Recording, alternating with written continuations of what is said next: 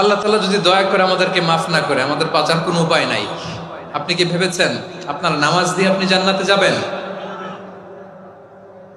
আপনি তাহাজ্জুদ গুজার, সেজদা দিতে দিতে কপালে দাগ ফেলেছেন, এটা আপনারা জান্নাতে নেবে না। আপনি এলাকার সবচেয়ে বড় হাতেমতাই, দানশীল, এই দানের ভরসায় বসে আছেন।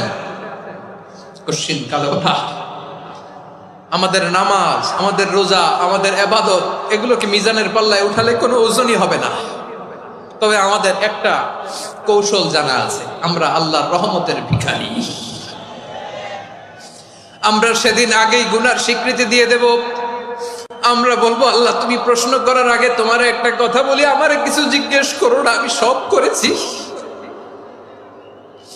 এমন কোন পাপ নাই যে পাপ আমারে দিয়ে হয় নাই।